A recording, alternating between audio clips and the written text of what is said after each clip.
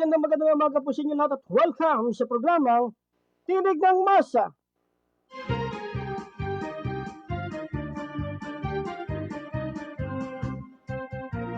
Ngayon po ay 28 na ng Nobyembre, araw ng Biyernes sa taong 2025. Magsama-sama tayo sa kalahating oras sa programa sa 90.3 Magic FM Katambay mo at ang inyong mga kasama, Rogelio Tonton Chavez is the best. Panalo tayo dito.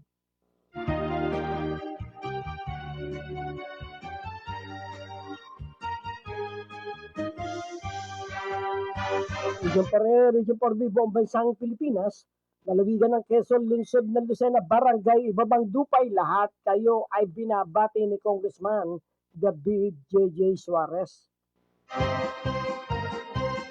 At good morning muna kay Congresswoman Ana Villarasa Suarez at gayon din kay Congresswoman Tina Talavera. Boss Marvin Pasahol, good morning. Luis Babylin Forte Mahal, good morning. At Twin Rogelin Forte, Unica Iha, bango na! Hoy, sa ating mga kasamahan dyan sa Lucena Public Market at sa 90.3 Magic FM kung saan nakatayo ang ating istasyon. Sa bayan po tayo nakikinig dito. Kasama po natin ang ating ating technical video breaks.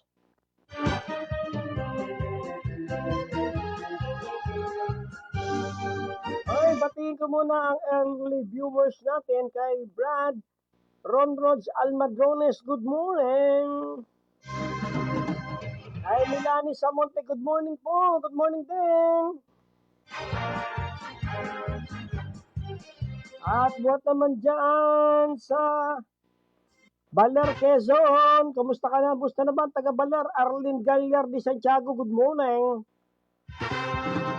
At sa Pangulo ng Karachi, kay Aya de Guzman Silunga, good morning. Oy, batiin na rin natin ang ating kaibigan ang ating kaibigang Provincial Director ng Cavite, PD Jerry Marasigan na. At siyempre ang ating kaibigan pa rin na DILG dyan sa Cavite, si Engineer Danny Noblesa, good morning.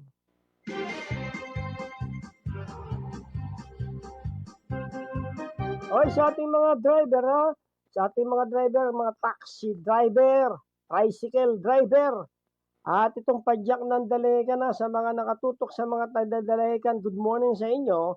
At ingat-ingat sa mga nagmamaneho ng mga single, ano ba single? Single na motor.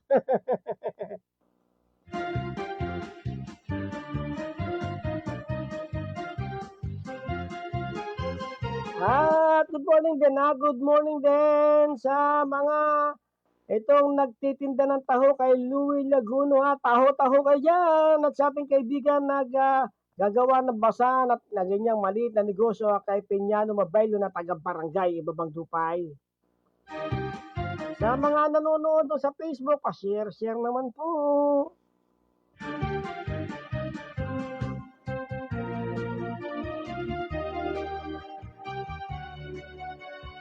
Kamusta ba ang ating buhay-buhay ngayong umaga? At sa mga papasok, kayo maggayak-gayak na at baka kayo ay malate pa.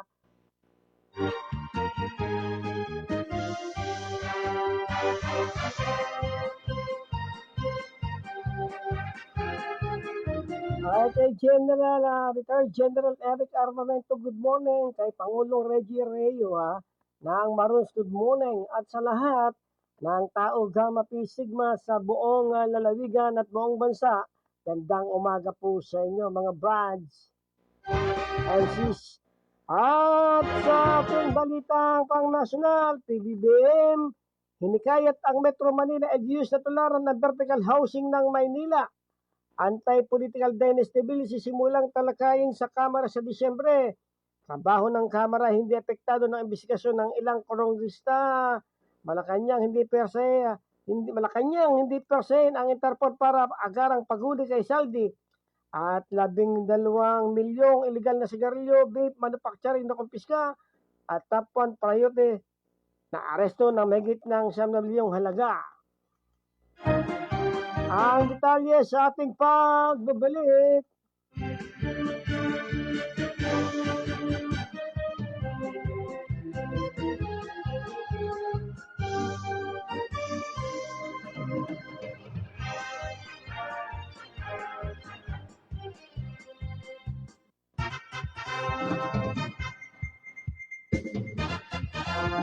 Hinikayat ni Pangulong Ferdinand Marcos Jr. ang iba pang lokal na pamahalaan sa Metro Manila na gayahin ang in-city vertical housing ng lungsod ng Maynila upang mapabilis sa pagbibigay pabayan ng empleyado ng gobyerno. Ito ay matapos niyang pasinayan ng inspeksyonin ng San Lazaro Residence sa Santa Cruz, Maynila, isang bagong tayong vertical housing para sa mga kawani na pamahalaan na may salary grade na 18 pa ba at kumita na hindi higit sa 45,000 kada buwan. Ayon sa Pangulo, kahanga-hanga ang bilis ng proyekto dahil umabot agad ito ng 200 housing units ang napito sa loob lamang ng 3 buwan. Kabiro pa niya sinabi na naiinggit siya sa Manila LGU dahil tila panaginip lang ganitong progreso para sa National Housing Authority at Department of Human Settlement and Urban Development, DHSUD. Dito Pangulong Marcos kung nagsanib ang ganitong inisyatiba at lokal na pambansang pamahalaan na mas marami pang pamilyang Pilipina matutulungan ng usaping pabahay.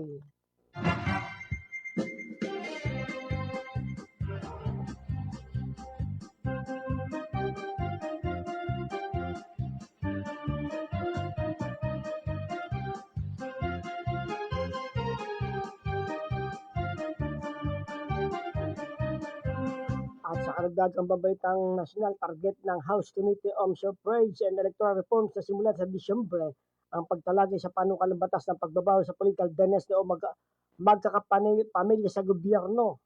Ayon kay Lanao del Sur First District Representative Sia Alonto Adjong na siya rin chairman ng committee para ng Kamara Anti-Political Dynasty Bill sa ilalim ng liderato ni House Speaker Faustino Boji III, binanggit ni Adjong na siyam na panukalang nakahain ngayon sa Kamara sa ugnay na anti-political dynasty kaya nahintay na lamang nila ang consolidated na pinag-iisang bersyon nito na siyang pagtibayin sa kapulungan. Para kay Adjong, napapanahon itong talakayin upang malinawan kung ano ay saktong kahulugan ng saklaw na tinuturing ng political dynasty sa isang pamilya. At good morning muna kay Brena Flores from Cavite.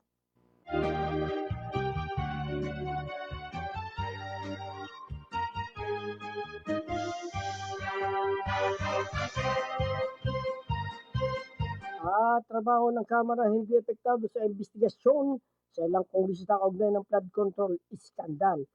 Tiniyak ni House Speaker Paustoni Boji III na anuman ang mangyari sa natiling nakatuon ng Kamara sa tungkol nitong maglingkod sa bayan. Ayon kay Diang, pananagutan ay bahagi ng pagiging lingkod bayan kaya't lahat ng mga kongresista iniimbestigahan man o hindi ay handang makipagtulungan sa anumang proseso habang patuloy na ginagampanan ng kanilang papel bilang mambabatas. Binigyan din ang kapakanan ng sambayanang Pilipino ang pangunahing prioridad ng Kamara kaya gagawin nila ang lahat ng kinakailangan upang paglingkuran ng publiko ng tama at tapat. Pahayag ni D, kasunod na rekomendasyon ng Independent Commission for Infrastructure sa Ombudsman na kasuhan ng 8 kongresista habang marami ang patuloy na iniimbestigahan. Muling binanggit ni D ang kinagalang kapulungan ang mandato ng ICI kaya makipagtulungan sila nang walang alinlangan sa lahat ng investigasyon. Kakibat ang paniniwalang katotohanan na hindi dapat ikinukubli at may pananagutan na dapat managot.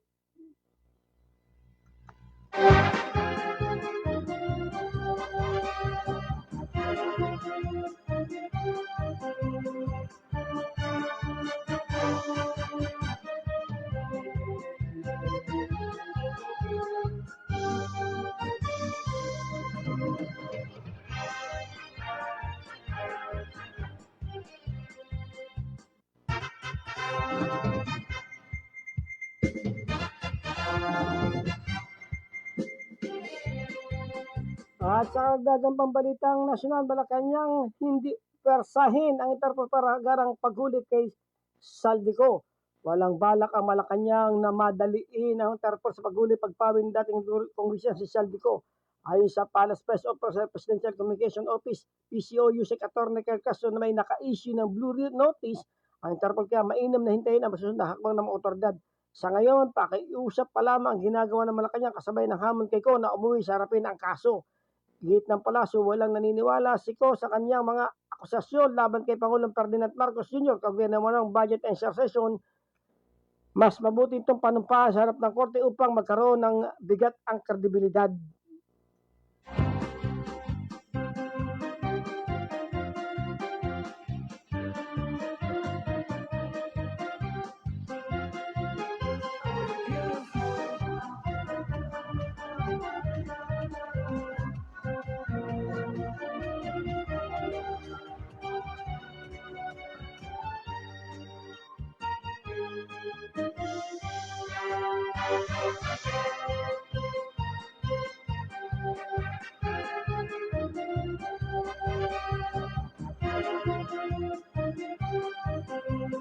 At 12 milyon halaga ng legal na sigarilyo ng vape manufacturing na kumpiska sa Cavite, 4 na suspect na aresto.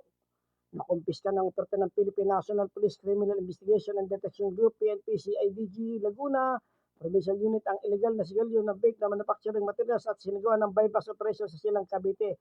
Naresto ang 4 na individual na naaktuhang nagbebenta ng illegal na sigarilyo at nag-ooperate ng hindi autorisado pasilad na gumagawa ng mga vape product. Na-recover ang nasabing operasyon ng humigit kumulang 200 na ebidensya. Kabilang ang mga illegal na sigarilyo at mga kagamitang paggawa sa pagbuo ng vape. Nabigo ang mga suspect na nagpakita ng license to operate at bipang dokumentong kinakailangan sa lato ng produksyon. Ang mga nakumpis na sigarilyo at vape ay tinatayang nagkakalaga ng 12 milyon. Sa ngayon, ang mga akusado ng kustodiya ng CIDA ay nakakahanap sa kaukalang kaso.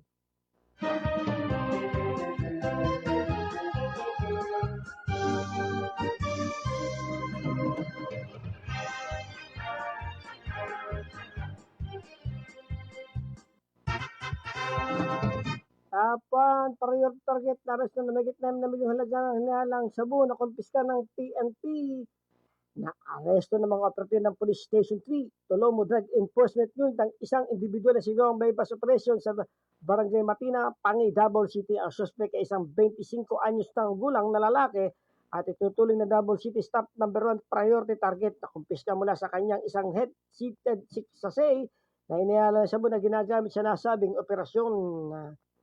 Bukod dito, nakumpiska rin sa kanya ang karagdagang disilyadong pakete kabilang ang isang malaking bloke na tinatayang nagkakalaga na mahigit kumulang 9 na milyon ayon kay Philippine National Police PNP Acting Chief Lieutenant General Jose Melencio Datartes Jr. Patuloy ang pinapalakas ang ahensya mga hakbang upang magsugpo ang illegal na droga sa bansa.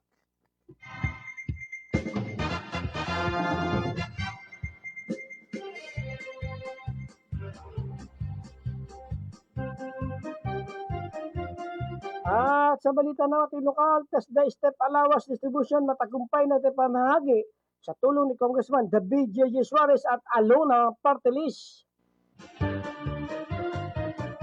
Patuloy na naramdaman ng mamamayan ng 2nd District of Quezon ang benepisyo ng programang pangkabuhayan matapos sa gawa ang distribution ng allowance para sa mga benepisyo ng TESDA Special Training for Employment Program STEP. Layunin nitong suportahan ang mga trainees habang tinatapos sila mga kasong nagbibigay ng kasanayang nagagamit sa trabaho at hanap buhay.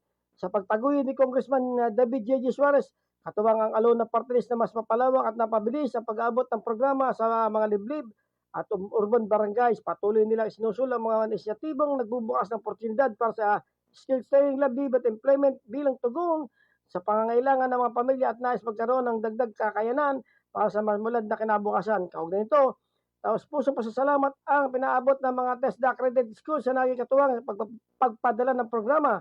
BBS College, Lucena United Tech, Educational Institute Incorporated, Lucena Newton Science School, Candelaria St. Honor Academy Incorporated, Candelaria Side Integrated School Incorporated ng Chaong ang kanilang aktibong pakikilaw kay susi ng maayos sa pagpapatupad ng training at pagbibigay ng kredibilidad pagtuturo sa ating mga kadistrito. Sa ilalim ng STEP program, nakatanggap ang mga trainees ng ilibreng training allowance at starter toolkit.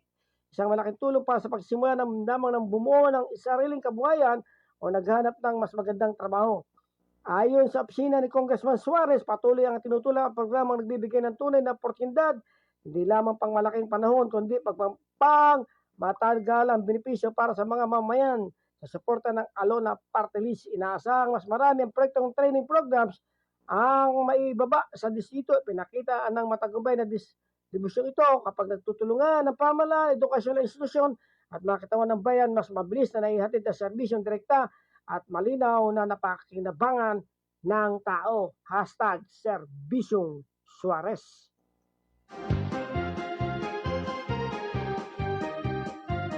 At sumenyo ang lokal at national na balita ang inyong tagapagbalita. Good morning! Oy, good morning man, Owen Apostol. Kumusta na ba ang iyong business, ha? Nakita ko ang iyong post. Ano nang nangyari sa post mo? Paki-comment mo nga. Nagkaayos na ba kayo sa inyong negosyo?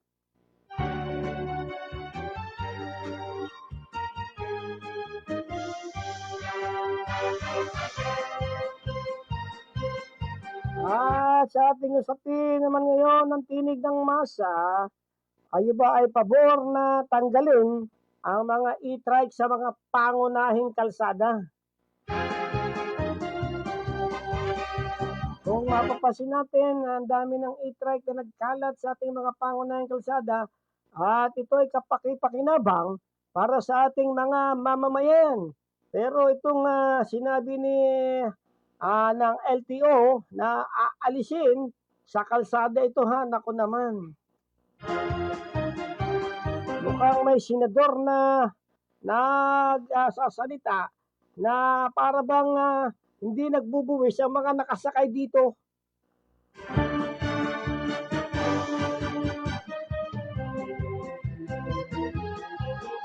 At pakinggan nyo mga kababayan, mainit na naman ang usapin. Dapat payagang dumaan mga e-trike sa pangunahing karsada.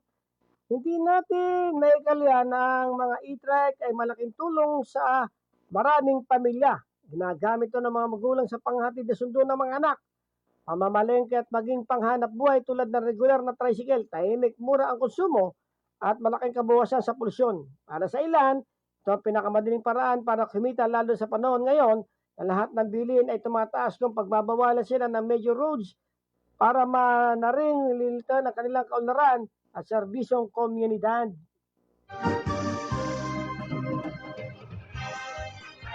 Sabi ni Bena Flores, Sir Tonton, dyan po kami sa Artist and Friend, Relio Tonton Chavez and Friends. Oy, thank you very much.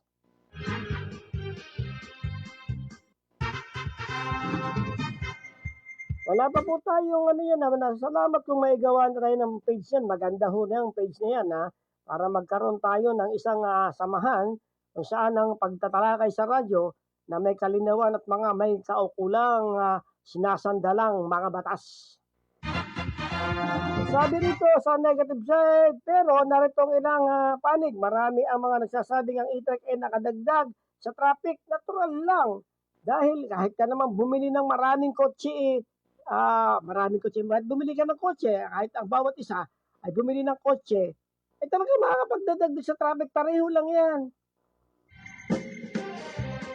Lalo na kung mabagal ang takbo o biglang huminto sa gitna ng kalsada, ay di turuan. Marami ring unit ang hindi narehistro ng LTO, iparehistro. May ilang driver na walang lisensya na problema kung kapag may strike, sino ang mapananagot o biga, di pakunin ang lisensya. Ang tandaan, hindi lahat ng strike ay gawa ng para sa mga roads. May modelong pang barangay road na laan sa lakas at mga safety features. Alam nyo mga kabayan, itong mga binabanggit, mamaya pagpatuloy natin ang iba pang talakay dito. Bigyan lang natin ito ng isang malalim na pagsusuri kung saan ang e-trike, yung binabanggit nila na nakakaskip sa kalsada, ay natural lamang na yan ay dumanay sa kalsada. Ito naman pwedeng lumipad yan. Hindi naman yan eroplano. At hindi naman yan kalabaw para sa tubigan. Yan ay sasakyan. Ay sinasabi sa pangunahing kalsada, ay kung yun yung bike, ay nilalagyan yun ng bike line. Diba? Pwede naman yan kung tutusin pwede nga yan kung isususog lang yung batas na e-trike line, kasama yung bike line, wala namang problema kung titingnan, di ba mga kababayan? Dahil kung titingnan natin at susuriin, ang mga nakasakay dito ay nagbabayad ng buwis. At kung nagbabayad ng buwis, ang mga nakasakay dito, entitled ditong gumamit ng programa at proyekto ng gobyerno kagaya ng kalsada.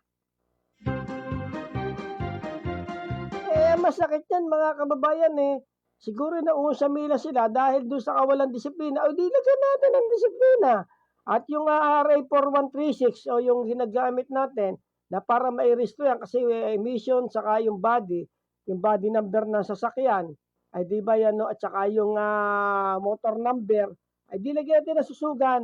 Kung kailangan lagyan ng chassis number yan kasi ang motor ho naman niya wala makikitang motor number. Ay susugan no yung batas para sa kapakanan ng mga mahihirap. Alam niyo ba ang mga nakakabili nito ay mga ordinaryong masang Pilipino. At kung ordinaryong masang Pilipino yan, hindi naman yan kaya bumili ng mga mamahaling sasakyan. Bagamat na sasakyan ngayon ay kaya na ng mga ordinaryong empleyado. Ang e-trike kasi ay kaya lamang ng mga ordinaryo naman na namumuhay sa Pilipinas. Masakit din yun para doon sa mga tao at titingnan natin sa Metro Manila at ibang lugar, panghanap buhay nga yan Ginagamit nga ho yan sa pamamasada ng ilang ating mga kababayan. Makakatulong ho yan sa paglinis ng kapaligiran dahil hindi naman nagbubuga ito ng maduduming usok Electric vehicles po ito. Kaya mga kababayan, tignan nun natin mabuti yung mga sitwasyon kung saan yung ating mga kababayan ay pinagkakaitan natin ng karapatang gumamit, dapat i-regulate lang po kung halimbawa sa mga national load, national load ba ng national road, ay ilagay natin sa side, kaunting tabi, na pwedeng daanan nila. Huwag niyong hindi papadaanin. Yung bisikleta nga nakadaan bakit ba yung e-truck ay hindi? Pareho lang namang walang lisensya yung nagbabike Yung nagbabike, mga kababayan. Isipin niyo't isipin. Sana hindi natin maisip itong mga palisiyan ng gobyerno na mga ganito, Dapat tingnan niyo muna. yung mga downside saka upside.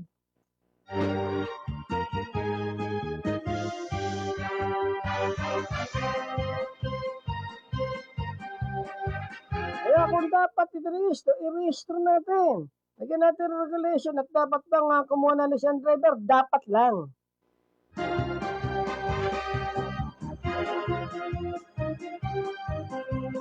Kung inutuloy natin ito katulad ng tricycle na ginagamit para sa parehong layunin, makatarungan, may rehistrasyon at lisensya para malinaw ang pananagutan sa kalsada. Yun. Kung legal ang operasyon at pasado sa LTO, mas madaling ring ma-integrate ang traffic rules sa road planning.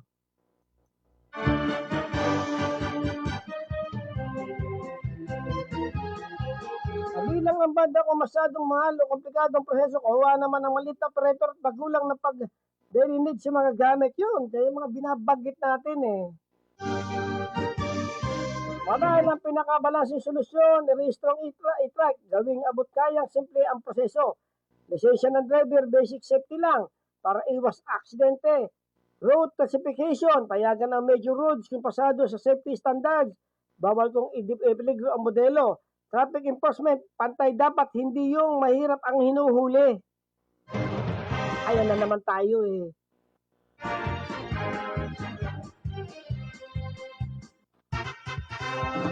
Mahirap minsan eh. Alam nyo kasi yung agwat ng mahirap at mayaman, lalo nating pinalalayo. Eh, saan ka naman nakitang milyonaryo na nag-e-trike? O, tingnan nyo sa mga nanonood, kayo po, tingnan nyo mabuti. Diba?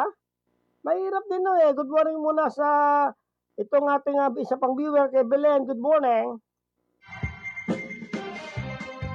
Mahirap pong isipin na ang agwat na nga sa mga kinakain eh. Halos ang kinakain ng mayayaman eh. Tingnan nyo yung basurahan ng mga yan. Makikita nyo dyan yung balat na sugpo o balat ng mga mamahaling shellfish. Shellfish ba ang tawag doon o shellfish?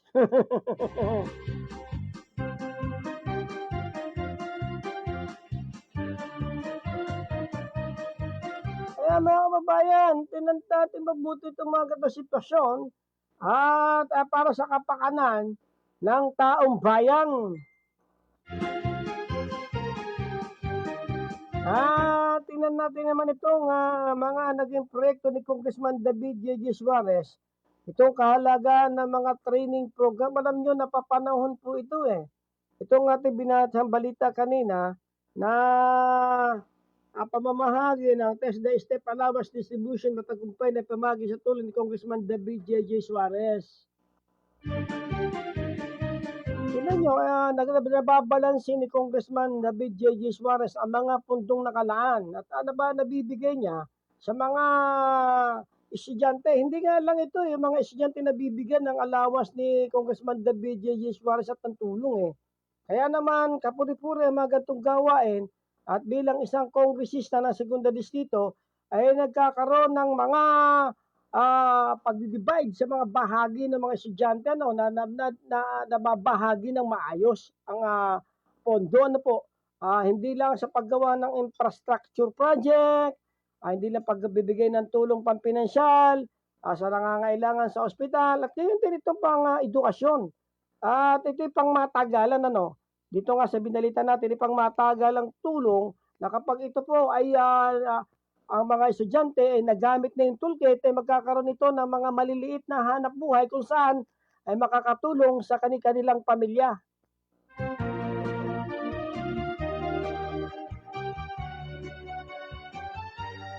At sabi ni Benefres, tama po lahat. Sir Tonton, kailangan pong bigyan ng tamang pansin ang mga ordinaryong mamamayan. Corrected by Bena Flores. Kita niyo, si Congressman David J.J. Suarez saka ba naman nakitang anak mayaman na nagporsige na kumuha. Kung di lang nila kailangan ng TESDA, sakala sila kukuha ito. Mga ito nagsusumikap yung mga tao na maiyahon ng kanilang buhay sa pamamagitan ng mga training program at iba't ibang uri ng kalaban. Ang kalagahan nito ay meron itong allowance na 160 per day.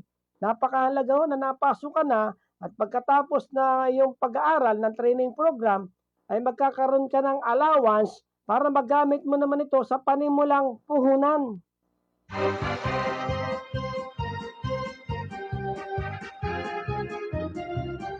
At hindi ordinaryo mga paaralan ito, itong Vives School, kilala natin ito, na mahusay na paaralan 'to at magaling ang mga gamit dito. At kung ikaw ay mag-aaral dito, kagaya ng mga napili ni Congressman David J. Suarez, mga school na napakaliwanag na magbibigay ng kaalaman upang ang, direksyon ng buhay ng isang maliliit na mamamayan ay, babago ano po mga kababayan. At ito'y sa tulong ni Congressman David J. Suarez at ng Alona Party List. At kung pagmamasdan ho nating mabuti at susuriin ang mga ganitong programa, hindi lang nga ngayon ito at tuloy-tuloy po ito. Makikita niyo ko sa nakaraang buwan, meron na naman, minsan 2 months, 3 months ang pagitan. At naitaguyod to ng maayos nung nakaraan ng mga buwan pa lang, yung sa Chaong, yung naalala ko yung naibalita ko din noon, yung mga mananahi, ngayon may mga hanap buhay na yung mga tao. Kahit papaano makakatulong sa kanilang pang-araw-araw na gastusin kung saan maiiahon ang gutom at ang gastusin sa mga pang-araw-araw kagaya ng elektrisidad, tubig at mga konsumihin ng mga anak na nag-aaral. Kaya congratulations Congressman David J. Suarez. Yun po ang kabuuan ng programang Tinig ng Masa. Good morning muna sa ating kaibigang Vice Governor Ted Alcala. At palagi po tayo nagpapaalala na bantayan po natin ang pondo ng bayan upang ang serbisyong maayos sa ating makamtan ang inyo nakasama sa Facebook Live at sa Paimpapawid. Relyo Tonton Chavez is the best. Panalo tayo dito. Bye-bye, bye-bye, bye-bye, bye-bye. Ingat, ingat, ingat. God bless.